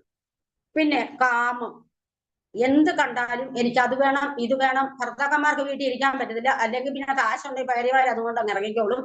കാമം, അത് കിട്ടിക്കഴിയുമ്പോ എനിക്ക് ഇതിന് വേണം, ഇത് കിട്ടിക്കഴിയുമ്പോ കാർ കിട്ടിക്കഴിയുമ്പോ ലോറി വേണം, ഒരു നില പണിഞ്ഞു കഴിയുമ്പോ 2 നില വേണം, അല്ലെങ്കിൽ അവിടുത്തെ കുട്ടി എഞ്ചിനീയറായി എന്റെ കുട്ടി എഞ്ചിനീയർ അല്ല ഡോക്ടറാവും. ഇങ്ങനെയുള്ള കാമം, ആഗ്രഹങ്ങൾ, അതാണ് കാമം. പിന്നെ അത് അങ്ങനെ വേണമെന്നുള്ളത്. വിമുച്ച, എന്ത് ചെയ്യണം? എല്ലാം നമ്മൾ ഉപേക്ഷിക്കണം. എളുപ്പമുള്ള കാര്യമാണ്. സന്യാസത്തിലേക്ക് പോവാണേ, സന്യാസത്തിലേക്കുള്ള പോക്കാണ് നമ്മൾ. ഇതെല്ലാം എന്ത് ചെയ്യണം? വിമുച്ച, ഉപേക്ഷിച്ചിട്ട് നിർമ്മമ ശാന്ത, ഒന്നിനോടും മമതയില്ലാത്ത, അതാണ് ഞാൻ മുമ്പേ പറഞ്ഞത്. എന്താണ്? സ്ഥിതപ്രജ്ഞൻ. ഒന്നിനോടും മമതയില്ലാതെ, മക്കളൊന്നും മമതയില്ല, ഭർത്താവൊന്നും മമതയില്ല, മുതലൊന്നും അതിന് മമതയില്ല. എന്റെ ശരീരത്തോട് പോലും എനിക്ക് മമതയില്ല. കാരണം എന്റെ ശരീരം സ്ഥിരമല്ല, എനിക്കറിയാം. ധാരാളം അണുക്കളെ കൊണ്ട് ഉണ്ടാക്കിയ ഒരു ശരീരമാണ്. ഈ അണുക്കളാൽ തന്നെ ഇത് പോകും, അതെനിക്ക് നല്ല വ്യക്തമായിട്ട് അറിയാം. അപ്പൊ പിന്നെ ഞാൻ എന്തിനാണ് ഇതിനെ കൂടുതൽ കെട്ടിപ്പിടിച്ചുകൊണ്ട് ഇരിക്കുന്നത്? പക്ഷെ വൃത്തിയായിട്ടൊക്കെ നടക്കണേ. നമ്മളെല്ലാം ഇപ്പൊ ഒരുങ്ങിയാണ് വന്നിരിക്കുന്നത്, ശരീരത്തെയാണ് ഡെക്കറേറ്റ് ചെയ്തിരിക്കുന്നത്. അത് നമ്മുടെ സാമൂഹ്യമായ ഒരു എന്താണ് ആചാരമാണ്. അങ്ങനെ നർമ്മമാ ശാന്ത, മമതയില്ലാത്തവനും ബ്രഹ്മഭൂയായ, അങ്ങനെയുള്ളവൻ ബ്രഹ്മമായി തീരുവാൻ സമർത്ഥനാകുന്നു. ഇത്രയും കാര്യങ്ങൾ വൈരാഗ്യം, ജ്ഞാനം, അതുപോലെ വാക്, മനസ്സ്, ശരീരം, ശുദ്ധമായിട്ടുള്ളത്, അഹങ്കാരം, ബലം, ദർപ്പം, വൈരാഗ്യം, ഒന്നിനോടും ആസക്തി ഇല്ലാത്ത അവസ്ഥ, സ്ഥിതപ്രജ്ഞനായി തീരുന്ന ഒരാൾക്ക് എന്തിനർഹതയുണ്ട്? ബ്രഹ്മത്തിലെത്താനുള്ള, ബ്രഹ്മ സാക്ഷാത്കാരത്തിനെത്താനുള്ള ക്വാളിഫിക്കേഷൻ കിട്ടിക്കഴിഞ്ഞു എന്നാണ് ഇവിടെ പറയുന്നത്. അപ്പൊ ഈശ്വരാരാധന എന്ന കർമ്മയോഗ അനുഷ്ഠാനം കൊണ്ട് നമ്മൾ ചിത്തശുദ്ധിയാകുന്ന ഫലം ലഭിക്കണം. അപ്പൊ ചുമ്മാ ഇതെല്ലാം നമുക്ക് കയറി വരില്ല. അപ്പൊ ആറുതി ടീച്ചർ മുമ്പേ പറഞ്ഞ പോലെ സത്സംഗത്തെ നിസ്സംഗത്വം, നിസ്സംഗത്തെ നിർമോഹത്വം, നിർമോഹത്തെ നിർമ്മലതത്വം, നിർമ്മലതത്വത്തെ ജീവൻ മുക്തി. ശങ്കരാചാര്യ സ്വാമികൾ ഇങ്ങനെയാണ് പറഞ്ഞത്. അപ്പോ സത്സംഗം, ഈശ്വരാരാധന, ഇതൊരു സത്സംഗമാണ്. നമ്മുടെ വെറുതെ അമ്പലത്തിൽ പോയി തൊഴുതു, പ്രസാദം കൊടുത്തു, ഇതെടുത്തു, ചന്ദനം തൊട്ടു, യാതൊരു പ്രയോജനവും. We are not getting any knowledge from there. ഒരു നോളജും അവിടുന്ന് കിട്ടുന്നില്ല, ആധ്യാത്മിക നോളജ് കിട്ടുന്നില്ല. പ്രസാദം കിട്ടി തൊട്ടു, പിറ്റേ ദിവസം നെറ്റി കൊള്ളിയിരിക്കും, ആസ്വദിച്ച് ആണ് ഇത് ഉരയ്ക്കുന്നത്, അതുകൊണ്ട്. പിന്നെ അങ്ങനെ വിശുദ്ധമായ ബുദ്ധിയെ പറഞ്ഞിട്ടുള്ളത് അങ്ങനെയാണ് നമ്മുടെ മനസ്സിനെ വിശുദ്ധമാക്കുന്നത്. ഇത്രയും കാര്യങ്ങൾ ശ്രദ്ധിച്ച് അഹങ്കാരം ആദ്യം കളയുക, ക്രോധം ആദ്യം കളയുക, കാമം കളയുക, അതൊക്കെ ഇനി അടുത്തത് എന്താ കളയണമെന്ന് ഇനി വരുന്നുണ്ട് അടുത്ത ശ്ലോകത്തിൽ. അങ്ങനെ ശബ്ദാദി വിഷയങ്ങൾ, എന്താണ് ശബ്ദാദി വിഷയങ്ങൾ? കേട്ടിട്ടുണ്ടാവും. പഞ്ചതന്മാത്രകൾ, പഞ്ചേന്ദ്രിയങ്ങൾക്ക് പ്രവർത്തിക്കുമ്പോഴുണ്ടാകുന്ന ബൈ പ്രോഡക്റ്റ് ആണ് ഈ ശബ്ദം. ശബ്ദസ്പർശ രസ രൂപം, പഞ്ചതന്മാത്രകൾ. അപ്പൊ നമ്മുടെ ത്വക്ക് എന്തുമായി ബന്ധപ്പെട്ടാണ്? സ്പർശം. സ്പർശം. ചെവി എന്തുമായിട്ടാണ്? ശബ്ദം. മനസ്സിലായല്ലോ ഇപ്പം? സ്പർശ, രസ, ഗന്ധം, മൂക്ക്, നാക്ക്. അപ്പൊ ഇതൊക്കെയാണ് നമ്മുടെ ജീവിതത്തിലെ നിയന്ത്രണങ്ങളെ വിട്ടുകൊണ്ടുപോകുന്നത്. ഇതിലേക്കല്ല, ഇന്ദ്രിയ വിഷയങ്ങളിലേക്ക് നമ്മളെ വലിച്ചുകൊണ്ട് പോകുന്ന 5 സാധനങ്ങൾ, 5 പേരാണ്. ഏത്? പഞ്ചേന്ദ്രിയങ്ങളും അതിനോട് ഉള്ള ആസക്തി കൊണ്ട് വരുന്ന ശബ്ദ, സ്പർശ, രസ, ഗന്ധാദികളുടെ പുറകെ നമ്മൾ പോകുമ്പോൾ നമ്മൾ ഈശ്വരനിൽ നിന്നും അകന്നകന്ന് പോകുന്നു. അങ്ങനെ പോകാതെ സാത്വിക ധൃതി, സാത്വിക ധൃതി എന്ന് പറഞ്ഞു ഇതിനകത്ത് പ്രത്യേകം പറയുന്നുണ്ട്. സാത്വിക ധൃതി എന്ന് പറഞ്ഞാല് ആത്മനിയന്ത്രണം. നമ്മുടെ ആത്മാവിനെ നിയന്ത്രിക്കാനുള്ള കഴിവ്. അത് നിയന്ത്രിച്ചു എന്ന് പറഞ്ഞ് ഞാൻ ഇരിക്കും, പക്ഷെ ഞാൻ വേറെ ഒന്ന് കാണുമ്പോൾ അതിൽ ആസക്തരായിട്ട് പോകും. അതിനല്ല സാത്വിക ധൃതി എന്ന് പറയുന്നത്. ശബ്ദാദി വിഷയങ്ങൾ, അതുപോലെ മാനസിക, അത് ഒക്കെ ഞാൻ പറഞ്ഞു കഴിഞ്ഞു. അത് എല്ലാത്തിനെയും കൺട്രോൾ ചെയ്യുമ്പോൾ നമ്മൾ ഈശ്വരനോട് കൂടുതൽ അടുക്കുകയും നമ്മുടെ മനസ്സിന് സംയമനം വരികയും, കുടുംബജീവിതത്തിൽ തന്നെ ഇപ്പൊ ഈ ആധ്യാത്മികമായി ഇതെല്ലാം കേട്ടു നമ്മൾ ഒരുപാട് ഹാപ്പിയാണ്. കുറെ പേര് നമ്മുടെ SPYSSലെ ഈ പ്രോഗ്രാംസിലെല്ലാം വന്നിട്ട് ഒരുപാട് ഫ്രണ്ട്സ്. എനിക്ക് കഴിഞ്ഞ ദിവസം അമ്പലപ്പുഴ ചെന്നപ്പോ I am very excited. Means എല്ലാവരുടെയും സ്നേഹം നമുക്ക് കാണുമ്പോഴുണ്ടാകുന്ന ഒരു മാനസിക സന്തോഷം. അത് എവിടുന്ന് കിട്ടി? നമുക്ക് സത്സംഗത്തിൽ നിന്ന് കിട്ടി, ആധ്യാത്മിക നോളജിൽ നിന്ന് കിട്ടി. അഹങ്കാരം ഇല്ലാതെ മറ്റുള്ളവരെ സ്നേഹിക്കാനുള്ള കഴിവ് അത് തന്നെ അടുത്തതിൽ വരുന്നുണ്ട്. എല്ലാത്തിനെയും നമ്മള് ഇനി എന്ത് ചെയ്യണം? അടുത്ത ശ്ലോകത്തില് അപ്പൊ ഭഗവാൻ എപ്പോഴും ഏറ്റവും കൂടുതൽ ഇഷ്ടപ്പെടുന്നത് എന്താണ്? ജ്ഞാനഭക്തിയാണ്. 3 തരത്തിലുള്ള ഭക്തിക്കാരുണ്ട്. ആരൊക്കെയാണ്? ആർത്തന്മാര്, ജ്ഞാനികള്, പിന്നെ വേറെ ഒരു കൂട്ടരും കൂടെ ഉണ്ട്. ആർത്തന്മാര്, ജ്ഞാനികള്, 3 തരത്തിലുള്ള. അപ്പൊ ആർത്തന്മാരെന്ന് പറഞ്ഞാല് പിന്നെ ദുഃഖിക്കുന്നവർ, ഒരുപാട് വിഷമമുള്ളവർ ഓടിച്ചെന്ന് ഭഗവാനോട് കരഞ്ഞ് വിളിച്ചു കരയും. അത് ആർത്തന്മാർ. ജിജ്ഞാസുക്കള്, ജിജ്ഞാസുകൾ എന്ന അറിവ്, ജിജ്ഞാസ അറിയാനുള്ള ആ വ്യഗ്രതയിൽ നമ്മൾ ഇതെല്ലാം വായിക്കുന്നു, പഠിക്കുന്നു, ഗീത പഠിക്കുന്നു, ഭഗവാനിലേക്ക് എത്താനുള്ള ആ ജിജ്ഞാസ. പിന്നെ ജ്ഞാനം, ജിജ്ഞാസ, അർത്ഥം. അർത്ഥം എന്ന് പറഞ്ഞാൽ അർത്ഥാർത്ഥി. നമ്മൾ പോയിട്ട് പറയും നാളെ ഒരു നെയ്വിളക്ക് കൊളുത്തിയേക്കാം, എനിക്ക് നാളത്തെ ലോട്ടറി അടിക്കണേ എന്ന് പ്രാർത്ഥിക്കും. അല്ലെ പറയാം എന്റെ മോൻ പരീക്ഷ എഴുതിയിട്ടുണ്ട്, അവൻ ഒന്നും പഠിച്ചിട്ടില്ലായിരുന്നു, പക്ഷേ അവന് ഒരു ഡിസ്റ്റിങ്ഷനേലും കിട്ടണേ. നമ്മുടെ ആർത്തി, ആ അർത്ഥത്തോടുള്ള ആ ആഗ്രഹത്തിൽ പോയി ഭഗവാൻ ഇട്ടൊരു എണ്ണവിളക്കും കൊളുത്തും, അല്ലെ ഒരു വാലയൊക്കെ വാങ്ങിച്ചിട്ട് നമ്മളിങ്ങനെ ആർത്തരായിട്ട്, എന്താണ് അർത്ഥാർത്ഥിയായിട്ട്. അപ്പൊ 3 തരത്തിലുള്ള ഭക്തരാണ്. അപ്പൊ 3 തരത്തിലുള്ള ഭക്തരെയും ഭഗവാൻ ഇഷ്ടമാണ്. ഭഗവാൻ ഏത് തരത്തിൽ ചെന്നാലും അവർക്ക് ഭഗവാൻ ആരെയും ഉപേക്ഷിക്കുന്നില്ല. അപ്പൊ ആർത്തൻ, ജിജ്ഞാസു, അർത്ഥാർത്ഥി. അർത്ഥം എന്ന് പറഞ്ഞാൽ ധനം, അല്ലെങ്കിൽ എന്തെങ്കിലും നമുക്ക് ബെനിഫിറ്റ്. അങ്ങനെ 3 തരത്തിലുള്ള ഭക്തന്മാര്, 3 തരത്തിലുള്ള ഭക്തന്മാരെയും ഭഗവാൻ വളരെ ഇഷ്ടമാണ്. യഥോചിതം അവർക്ക് വേണ്ടുന്നതൊക്കെ ഭഗവാൻ കൊടുക്കും. എന്നാൽ ഏറ്റവും കൂടുതൽ ഭഗവാൻ ഇഷ്ടം ജ്ഞാനഭക്തിയാണ്. ജ്ഞാനിയായ ഭക്തിയാണ് ഭഗവാന് ഏറ്റവും ഇഷ്ടം. അതുകൊണ്ട് പിന്നെ അഹങ്കാരം, അത് മുതൽ പരിഗ്രഹം വരെയുള്ള 6 എണ്ണം. അഹങ്കാരം നമ്മള് പറയും ഷഡ്വികാരങ്ങൾ. ഷഡ്വികാരം ഏതാ? 6 എണ്ണം. കാമ, ക്രോധ, മത, ലോഭം, അല്ലെ? അത് 6 വികാരങ്ങൾ. ഉപേക്ഷിക്കാത്തത് അവന് ഈ അവസ്ഥയിലേക്ക്, നമ്മുടെ ഭഗവാന്റെ അവസ്ഥ അടുത്തേക്ക് പോലും എത്താൻ കഴിയത്തില്ല. എന്തുകൊണ്ട്? ജയവിജയന്മാർക്ക് സനൽകുമാരന്മാർ ശപിച്ചു. ഭാഗവതം വായിക്കുന്നവർക്കറിയാം. സനൽകുമാരന്മാര് വൈകുണ്ഠത്തിലേക്ക് ചെന്നപ്പോൾ ജയവിജയന്മാരെ ശപിച്ചു. എന്തുകൊണ്ട്? അവരുടെ ഉള്ളിൽ സകലം എള്ളോളം അഹങ്കാരം ഉണ്ടായിരുന്നു. എന്താണ്? ഞങ്ങൾ ഭഗവാന്റെ പാർഷദന്മാരാണെന്നുള്ളിലുള്ള ആ ചെറിയൊരു അഹങ്കാരം കാരണമാണ് സനൽകുമാരന്മാരെ കയറ്റി വിടാഞ്ഞതും 3 ജന്മം അസുരന്മാരായി നമ്മുടെ ഭൂമിയിൽ ജനിക്കേണ്ടി വന്നത്. അപ്പൊ നമ്മുടെയൊക്കെ അവസ്ഥ ആലോചിച്ച എള്ളോളം അഹങ്കാരമേ അവരിൽ ഉണ്ടായിരുന്നുള്ളൂ. ഭയങ്കര വിഷ്ണുഭക്തരായിരുന്നു. എന്നിട്ട് പോലും 3 ജന്മം അസുരന്മാരായിട്ട് ഇവിടെ വന്ന് ജനിച്ചു. ആരൊക്കെ ആയിരുന്നു അവര്? ഹിരണ്യാക്ഷൻ, ഹിരണ്യകശിപു, കംസന്,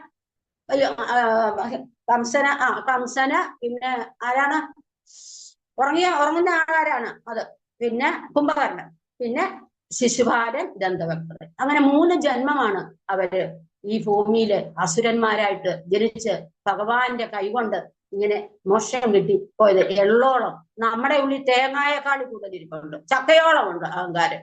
അപ്പം എത്ര ജന്മം വീണ്ടും വീണ്ടും വീണ്ടും ഇവിടെ വന്ന് ഇങ്ങനെ ജപിച്ച് നമ്മളൊന്നും പോകത്തില്ല കേട്ടോ. നമ്മൾ പോകുമ്പം ഭഗവത്ഗീതയും നാരായണിയും നമ്മുടെ കഷ്ടത്തിൽ കാണും. വീണ്ടും അതുകൊണ്ട് തിരിച്ചു ഇവിടെ വരും. അതിന്റെ ബാക്കി ചൊവ്വ പഠിക്കാത്തവരൊക്കെ വീണ്ടും ചൊവ്വ പഠിച്ചോളാൻ ഭഗവാൻ അവസരം തരും. നമുക്ക് എന്താണോ ബാക്കി വിട്ടിട്ട് പോകുന്നത് ആഗ്രഹം, ആ ആഗ്രഹം സാധിക്കാൻ വേണ്ടി അടുത്ത ജന്മമുണ്ട്. അപ്പൊ നിങ്ങൾ എന്താണ്, ഞാൻ ആഗ്രഹിക്കുന്നത് എന്താണെന്ന് വെച്ചാൽ, ഞാൻ മരിക്കുന്ന സമയത്ത് എന്റെ കയ്യിൽ ഒരു നാരായണീയം കാണണേ, അല്ലെങ്കിൽ ഗീത വായിച്ചുകൊണ്ടിരിക്കുമ്പം എന്റെ ജീവൻ അങ്ങ് പോണേ. അപ്പം പിന്നെ ഇനി ഇത് പഠിക്കാനും വരണ്ട, പഠിപ്പിക്കാനും വരണ്ട, ഭഗവാന്റെ അവിടെ തുളസിപ്പൂവായിട്ട് അവിടെ കിടക്കണേ എന്നാണ്. അപ്പൊ അങ്ങനെ നമ്മൾ ആഗ്രഹിക്കണം. അതാണ് ഇവിടെ പറഞ്ഞിരിക്കുന്നത്. അടുത്തത് നമുക്ക് നോക്കാം, സമയം എനിക്ക് പേടിയാണ്. ബ്രഹ്മഭൂത പ്രസന്നാത്മാന ശോചദിന കാംക്ഷതി, അത് നമുക്കുള്ളതാണ്. സമ സർവേഷു ഭൂതേഷു മത്ഭക്തി ലഭതേ പര. അത് ഞാന് കുറച്ച് സമയത്തേക്കാണേലും എവിടെ അമ്പലപ്പുഴ പോയപ്പോ എനിക്കത് കിട്ടി. എന്താണ് ബ്രഹ്മഭൂത, ഇങ്ങനെ ബ്രഹ്മപദം ലഭിക്കുന്നവര്, ബ്രഹ്മഭൂതൻ, ബ്രഹ്മമായി ഭൂതം ആയവൻ എന്ന് പറഞ്ഞാൽ, ഭൂതമായ എന്ന് പറഞ്ഞാൽ ഭൂതം എന്നല്ല ഇവിടുത്തെ അർത്ഥം. ഭവിച്ചതെന്തോ അത് ഭൂതം, ഉണ്ടായതെന്തോ അത് ഭൂതം. ബ്രഹ്മമായി ഭവിച്ചവർ, ബ്രഹ്മത്തിൽ നിന്നും ഭവിച്ചവരാണ് നമ്മൾ. അതുകൊണ്ടാണ് ഞാൻ വന്നപ്പോഴേ അങ്ങനെ ഇൻട്രൊഡ്യൂസ് ചെയ്തത്. പ്രസന്നാത്മാ, ഇത്രയും ക്വാളിറ്റീസ് നേടിയ ഒരു ബ്രഹ്മഭൂതൻ, ഒരു ബ്രഹ്മാത്മാവ് എന്ത് ചെയ്യണം? എപ്പോഴും പ്രസന്നാത്മാ, പ്രസന്നമായ ആത്മാവോട് കൂടിയവനാണ്. പ്രസന്നമായ ആത്മാവോട് കൂടിയവനാണെങ്കിൽ അവന്റെ മുഖത്തും ഒരു പ്രസന്നത കാണുന്നുണ്ട്. പ്രമേള അക്ക ചിരിക്കുന്നു എന്ന് പറഞ്ഞ പോലെ അതിനകത്തൊരു ബ്രഹ്മം ഉണ്ട്. അപ്പൊ എനിക്ക് ഓരോരുത്തരെയും കാണാൻ പറ്റില്ല, ആരൊക്കെ ചിരിക്കുന്നു നോക്കട്ടെ, അവരിലെല്ലാം ബ്രഹ്മ സാക്ഷാത്കാരം ഉണ്ട്.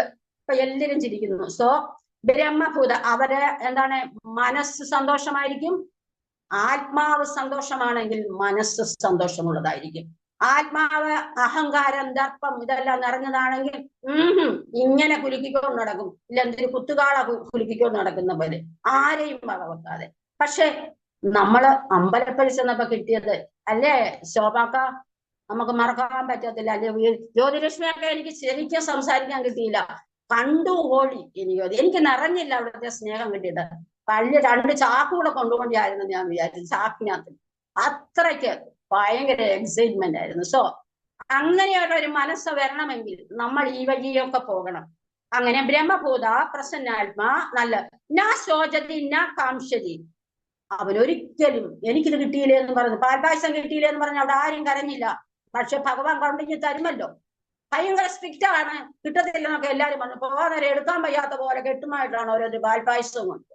സോ നമ്മൾ കാംക്ഷിക്കണ്ട, നമ്മൾക്ക് അർഹതപ്പെട്ടത് നമ്മുടെ കയ്യിൽ കിട്ടിയിരിക്കും, ഭഗവാൻ കൊണ്ട് തന്നിരിക്കും. ഒരു ടിക്കറ്റും എടുത്തില്ല, എനിക്ക് വേണ്ടാന്ന് എന്ന് പറയുമായിരുന്നു, ചുമന്നുകൊണ്ട് വരണ്ടേ. അപ്പൊ ഓരോരുത്തരും എനിക്ക് രമാക്കയൊക്കെ ഒത്തിരി കൊണ്ടുവന്ന്, എന്ത് രമാക്കയിലുണ്ടോ എനിക്കറിയത്തില്ല. രമാക്കൊക്കെ പിന്നെ വാങ്ങിച്ചാൽ ബോംബെക്ക് കൊണ്ടുവന്നേണ്ട്. സോ ഭഗവാനോടുള്ള ആ ആസക്തി രമാക്കയ്ക്ക് അത്രയുണ്ട്. ഭഗവാൻ പറഞ്ഞു, ഇതങ്ങ് കൊണ്ടുപോ എന്റെ കുഞ്ഞേ, നീ എന്റെ ഭക്തയല്ലേ എന്ന് എല്ലാവർക്കും ഇഷ്ടം പോലെ പോയി. ബ്രഹ്മഭൂതായ പ്രസന്നാത്മാ ശോചതി ന കാംക്ഷതി, എന്താണ്, ഒന്നിലും ആഗ്രഹിക്കുന്നുമില്ല. പായസം കിട്ടിയില്ലേലും സാരമില്ല, ഭഗവാനെ കണ്ടല്ലോ, അതാണല്ലോ, അതിനാണല്ലോ ഞാൻ വന്നത്. പക്ഷെ അങ്ങനെ വിചാരിക്കണ്ട, പായസം കിട്ടും. സർവേഷു ഭൂതേഷു, എല്ലാ പ്രാണികളിലും, നമ്മളിലെ ജീവൻ തന്നെയാണ് ഒരു ഉറുമ്പിനകത്തിലെ ജീവനും. നമ്മുടെ വയറ്റിലെ ഒരു കൃമിക്കകത്തെയും ഒരു വൈറസിലെയും ഒരു ബാക്ടീരിയയിലെയും എല്ലാത്തിലെയും ബ്രഹ്മസ്വരൂപമായ ജീവൻ ഒന്നു തന്നെയാണ്. നമ്മുടെ ശരീരത്തിന്റെ വലിപ്പത്തിന്റെ വ്യത്യാസം ഉണ്ട് എന്നേ ഉള്ളൂ. ഒരു ഉറുമ്പിനെ നേരിടുമ്പോൾ ഒരു ബ്രഹ്മസ്വരൂപിയാണ് നമ്മൾ ടിഷ്യും തീർത്തത്. പക്ഷേ ഗോപണ്ണം പറഞ്ഞിട്ടുണ്ട്, നമുക്ക് അത്യാവശ്യമുള്ളതിനെയൊക്കെ എന്താണ് ഹിംസ ചെയ്തോ എന്ന് കഴിഞ്ഞ ദിവസം പറഞ്ഞു. അതുകൊണ്ട് എനിക്കൊരു സമാധാനമുണ്ട്. അല്ലെങ്കിലുള്ള ജലന്തിയെ ഞാൻ തല്ലി ഹിറ്റടിച്ച് പാറ്റായ ഹിറ്റടിച്ച് ഇങ്ങനെ നടക്കുകയാണ്. ഞാൻ അവർക്ക് എന്തിനാ നാമം ജപിക്കുന്നത്? ഭഗവാന്റെ സ്വരൂപമാണ് ഇതെല്ലാം. പക്ഷെ നമ്മൾ കൊന്നേ പറ്റൂ. What to do? നമ്മുടെ ശത്രുക്കളായിട്ടാണ് വന്നിരിക്കുന്നത്, നമുക്ക് ജീവിക്കണ്ടേ? അവർ മൂക്കം പാമ്പ് വരയ്ക്കകത്ത് കയറി ആ ബ്രഹ്മസ്വരൂപമാണ് വന്നിരിക്കുന്നത്, എന്താ പിടിച്ചോന്നും പറഞ്ഞ് അതിനെ നമുക്ക് പൂജിക്കാൻ പറ്റുമോ? ഇല്ല. അതുകൊണ്ട് ഗോവർണ്ണം പറഞ്ഞത് എനിക്ക് ഭയങ്കരമായിട്ട് ഇഷ്ടപ്പെട്ടു. നമ്മുടെ രക്ഷയ്ക്ക് വേണ്ടി ഒരാളെ നമുക്ക് പ്രതികരിക്കാം. ഞാൻ ഇന്നാളെ പിള്ളേരോട് ഒരു കഥ പറഞ്ഞായിരുന്നു. അപ്പൊ എന്ന് പറഞ്ഞ പോലെ ശോചതി സമയം അവനെ ശോചതി ന കാംക്ഷതി സമസർവേഷു ഭൂതേഷു, മാനസികമായി നമ്മൾ അവരെയും നമ്മളെയും ഒരുപോലെ കാണണം. ഒരു പാമ്പ് പോകുമ്പോഴ് നമ്മൾ ഓർക്കണം, അതും ഭഗവാന്റെ സൃഷ്ടിയാണ്, എനിക്ക് ഉപദ്രവമൊന്നുമില്ലേ, പൊക്കോട്ടെ, അല്ലെ? അങ്ങനെ വിചാരിക്കണം. അങ്ങനെയുള്ള ചിന്ത, എല്ലാത്തിനെയും സമമായി കാണാനുള്ള ആ മാനസിക അവസ്ഥ, നമ്മളുടെ ക്രോധം, ക്രൂരത ഒക്കെ കളയുമ്പോൾ മാത്രമേ, ഈശ്വരനിലേക്ക് അടുക്കുമ്പോൾ മാത്രമേ എല്ലാം ഈശ്വര സ്വരൂപമാണെന്ന് നമുക്ക് മനസ്സിലാക്കി നമുക്ക് താഴ്മയുള്ളതായിട്ട് മറ്റുള്ളവരെ സ്നേഹിക്കാനുള്ള മനസ്സുണ്ടാകുകയുള്ളൂ എന്ന്. സമസർവേഷു ഭൂതേഷു മത്ഭക്തി ലഭതേ പരാ. അങ്ങനെയുള്ളവർക്ക് മാത്രം ലഭിക്കുന്നു എന്ത്? പരാം മത്ഭക്തി. പരാം, പരമമായ, ആ ഉത്കൃഷ്ടമായ, സൂപ്പർലെറ്റീവാണ് ആ പരമമായ ഭക്തി. എന്റെ ഭക്തി നിങ്ങൾക്ക് കിട്ടണമെങ്കിൽ നിങ്ങൾ ഇത്രയും കാര്യങ്ങളൊക്കെ ശ്രദ്ധിച്ച് ജീവിച്ചെങ്കിൽ മാത്രമേ പറ്റുള്ളൂ എന്റെ ഭക്തരെ എന്ന് ഭഗവാൻ വീണ്ടും പറയുന്നു. അപ്പൊ ബ്രഹ്മഭൂതം ഞാൻ പറഞ്ഞു എന്താണ്, മുമ്പേ നമ്മൾ ഉള്ളവരാണ്. ഇവിടെ ഒന്നും പുതിയതായിട്ടുണ്ടാകുന്നില്ല, എല്ലാം സനാതനമാണ്, പണ്ടേ ഉള്ളതാണ്. അത് ഓരോ രൂപത്തിൽ ഇങ്ങോട്ട് നമ്മള് പച്ചരി കൊണ്ട് ഇടിയപ്പം, പുട്ട്, കുഴലപ്പം അതൊക്കെ ഉണ്ടാക്കുന്ന പോലെ അതിന്റെ മെയിൻ ഇൻഗ്രീഡിയൻറ്റ് എന്താണ്? ആ അരിയാണ്. മനസ്സിലായോ പറഞ്ഞത്? അപ്പൊ ആ ബ്രഹ്മമാകുന്ന അതിൽ നിന്നും സർപ്പമുണ്ടായി, മനുഷ്യനുണ്ടായി, പട്ടിയുണ്ടായി, പൂച്ചയുണ്ടായി, ഉറുമ്പുണ്ടായി, പാറ്റയുണ്ടായി, സർവ്വതും ഉണ്ടായി, എല്ലാം ബ്രഹ്മമാണ്.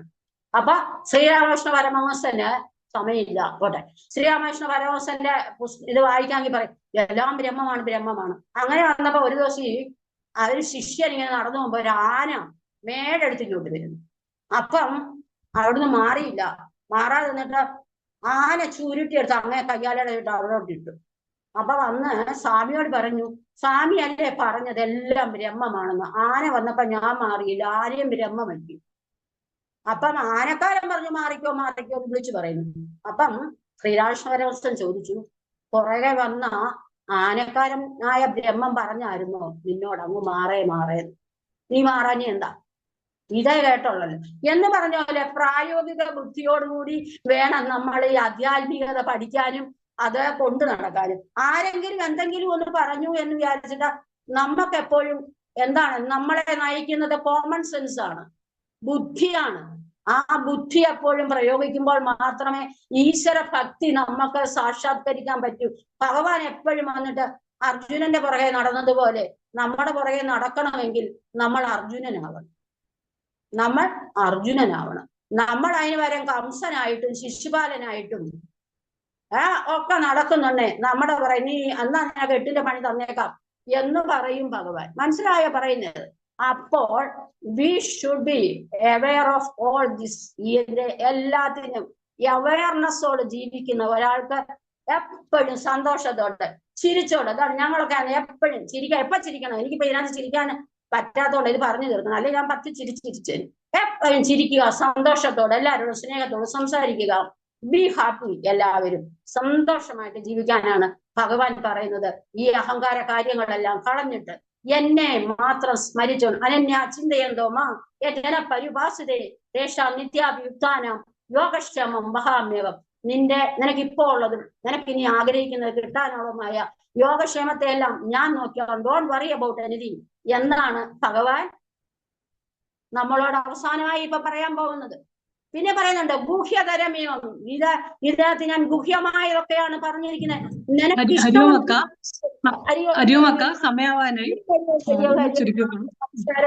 ഒരു അവസരം എനിക്ക് സോ ഹാപ്പി. എല്ലാവർക്കും സന്തോഷമായിട്ട് കാണാം. വരിയോ? എനിക്ക് ഒത്തിരി സന്തോഷമായി. നല്ലൊരു സബ്ജക്റ്റ് ആയിരുന്നു. ഹരിയോ പരമാനന്ദം. ആധ്യാത്മികയുടെ ആ പരമോന്നതിയിൽ എത്തിക്കഴിഞ്ഞാൽ, ആ അവസ്ഥയിൽ എത്തിക്കഴിഞ്ഞാൽ എല്ലാവർക്കും പരമാനന്ദം എന്നാണ് ഭഗവാൻ പറയുന്നത്. എല്ലാവർക്കും ദുഃഖമില്ല. പരബ്രഹ്മ സാക്ഷാത്കാരം, വിശുദ്ധ ഭക്തിയുടെ ആ സീമയിലേക്ക് എത്തിച്ചേരും ഓരോരുത്തരും. ഈ ഇത്ര വരെയുള്ള ശ്ലോകങ്ങളുടെ എക്സ്പ്ലനേഷനും ചാൻഡിങ്ങുടെ അവസാനിക്കുന്നു.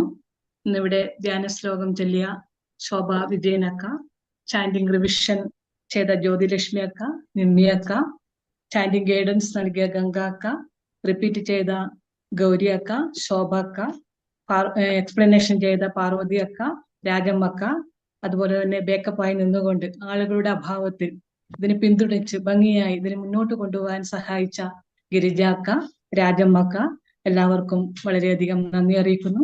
അതുപോലെ തന്നെ 1 മുതൽ 18 അധ്യായത്തിൽ ഇവിടെ എത്തി നിൽക്കുമ്പോൾ ഇതിനെ ഭംഗിയായി കൃത്യമായി കാര്യനിർവഹണത്തോടെ ഇതിനെ മുന്നോട്ട് നയിക്കുന്ന നമ്മുടെ പ്രിയപ്പെട്ട സിന്ധു അക്കയ്ക്കും ഞാൻ വളരെയധികം നന്ദി അറിയിക്കുന്നു.